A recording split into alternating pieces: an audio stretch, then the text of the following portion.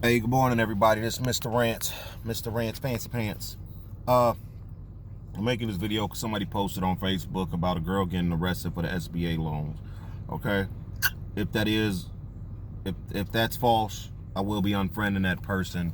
Because that's the reason I shut down my Facebook page in the first place. People putting up stuff just for likes and just to get a ride. But anyways, I say this.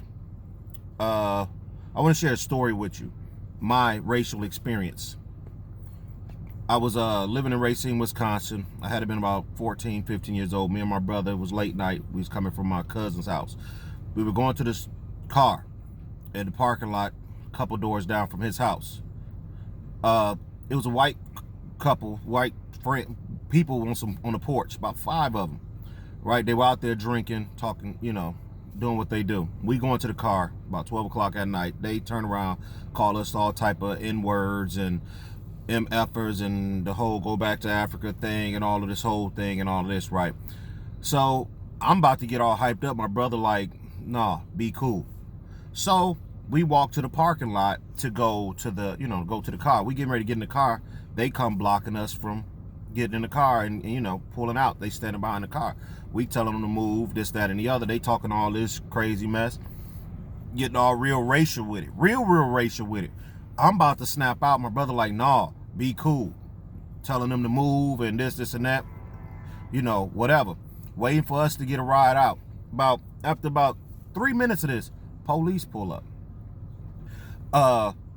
Police pull up, and like I say, these white people, men and women, out there going crazy, talking reckless.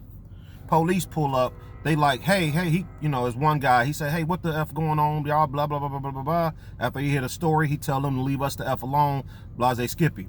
He was a cool cop, white dude. He was cool.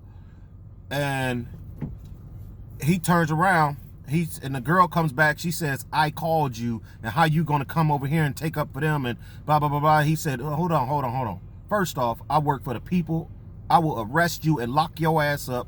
And so, he snapped off on her. And my brother looked at me like, I told you. Even though they started this mess, that means that they called the police before they left the porch. If we would have did what we wanted, what we felt in our heart to be righteous and go at them, the police would have pulled up at the same time we was beating them up. And then we would have went to jail, which means even though they got beat up, they still would have won. I don't blame them white people for that. I'm saying that to you guys for this purpose. Think about it. I don't blame them. I blame the society that they were raised in, the government that taught them these tricks. Even though it might look good with these SBA loans, always remember, they releasing people because they legalizing marijuana. They need people to fill them jails back up. They legalizing a lot of stuff that was once illegal that we were getting locked up for. We all know this. But don't be fooled. They need somebody to fill these prisons back up. Election time is coming up. They need somebody to do this stuff. Somebody got to be the bad guy. And black folks, that's majority times us. So don't get to thinking that it's sweet. I ain't saying that everybody is wrong for doing these SBA loans. Okay, no problem. I hope you get it with no issues, whatever.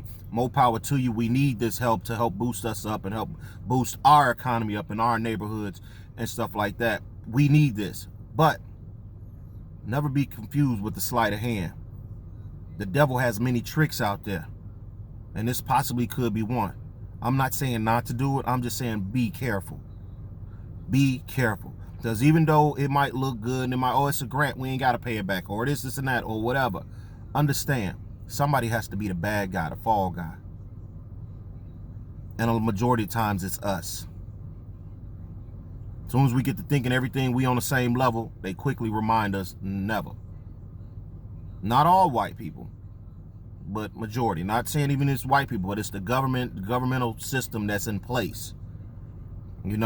So just because they got a tan, or sprayed on tan, or braids in their hair, or dreads, don't mean you should be trusting people like that. Because we are 0 and 400 4 million, whatever you want to say, when we go up against this system, or when we think we the same as this system. We all the time are the what they call us, the scum, the thugs, the vagrants, the vagabonds, whatever derogatory term they could think of. We've always been that. So I just say be careful when y'all do what y'all do, and remember that story. I'm quite sure there's other stories out there like that, but you know, just be careful. You know, so remember, these white folks already called the police on us before they walked off their porch. They learned that from somewhere. Don't let that happen to you. Get to thinking stuff is so sweet that you forget who you are and where you at. All right, Mr. Rants out. Peace.